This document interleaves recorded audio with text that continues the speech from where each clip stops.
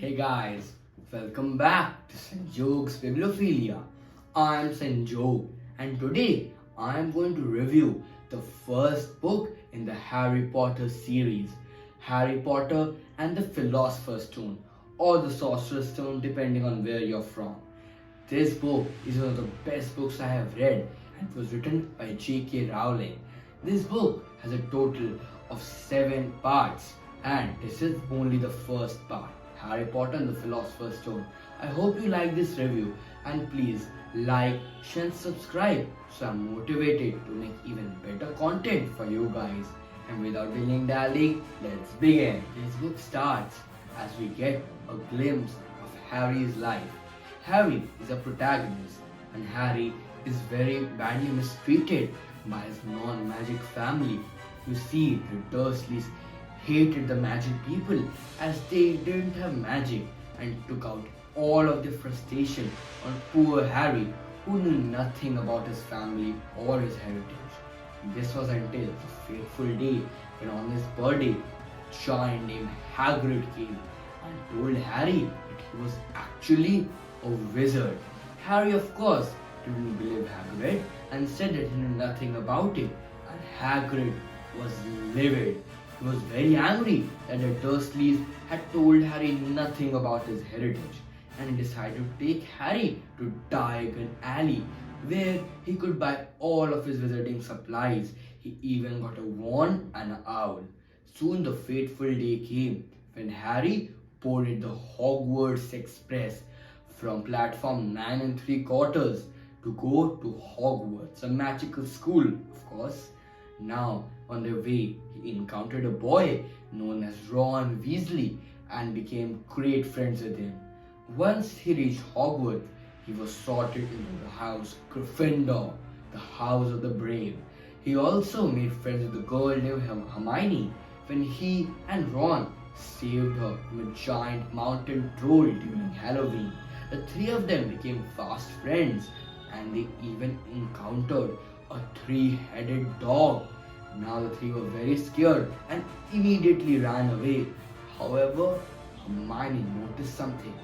The 3-headed dog was guarding a trapdoor. Now the trio knew nothing about this dog or this trapdoor. However, when they talked to Hagrid, he revealed about a certain someone known as Nicholas Flamel. Now the trio immediately set out to find who this person was, but they got nothing. Soon it was the Christmas holidays and Ron and Harry stayed at Hogwarts. However, Hermione left for her mortal home. You see, Hermione belonged to a non-magic family. She just had magic, however, her parents didn't. So she decided to visit the family. Now the trio was separated and still decided that they would find out about Nicholas Flamel. However, Harry got a peculiar gift, an invisibility cloak. Now, Harry didn't know whose it was, but there was a letter along with it. It actually belonged to his father, James Potter, and a certain someone had this and didn't tell Harry. Of course, when Harry visited Hogwarts, he realized that he was James Potter's son and decided to give this to him. Now, Harry didn't know who this person was, as that person had written nothing about his name. But he still decided to roam around the entire school with this. Then they realized that Nicholas Flamel was nowhere to be found in the books. But when the trio regrouped, they suddenly realized Nicholas Flamel was a very famous alchemist who made the Philosopher's Stone, which could grant a person immortality. Who wanted the stone? What would he do with it? To see that, stay tuned till the end. The trio came to the conclusion that Voldemort, a very evil person who had killed Harry's parents, must want the Philosopher's Stone, and that's why he was in Hogwarts. The trio were very scared and they decided to immediately get their hands on the Philosopher's Stone. They quickly went to the dog and decided to play music to set it to sleep. However, it was already asleep. They were now very cautious as Voldemort must have gotten there before. They thought that Professor Snape, a person who was acting very suspiciously, must have held Voldemort, and with this thought in mind, they went in through all the puzzles, and at the end, only one person could go to the mystical fire to reach the Philosopher's Stone, and Hermione decided that Harry should be the one to go, and she thought that she should go to Professor Dumbledore just so she could bring him back to the place and tell him all about Voldemort. Harry went through the fire expecting to see Professor Snape. However, he was shocked when he saw Professor Quirrell, whose back of the head actually had Voldemort. He didn't see the Philosopher's Stone anywhere and realized that it must be the mirror of the Aries, which is the opposite, the mirror of desire. You see, whatever you desire could be seen in the mirror, and Professor Quirrell could not get the Philosopher's Stone as he wanted to use it for ulterior motives. However, a person who just wanted the Philosopher's Stone to keep it safe could get the Philosopher's Stone.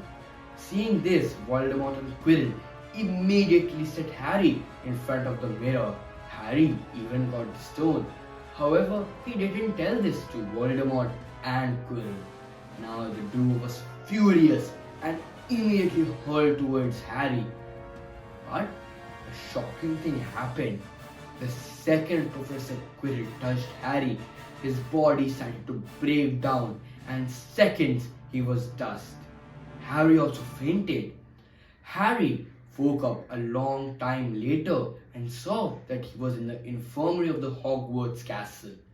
He realized that Hermione must have got into Professor Dumbledore and he had brought him back to the infirmary. He talked to Professor Dumbledore about all of this.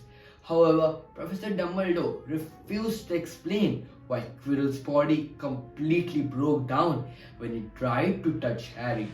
Harry decided not to pester him about it and then went back to his daily studies. Now he was to return home to the Dursleys, and then the next year in Hogwarts would begin. But what secrets did it hide this time? You have to find it out in my next review, where I will tell you all about Harry Potter and the Chamber of Secrets. Adios.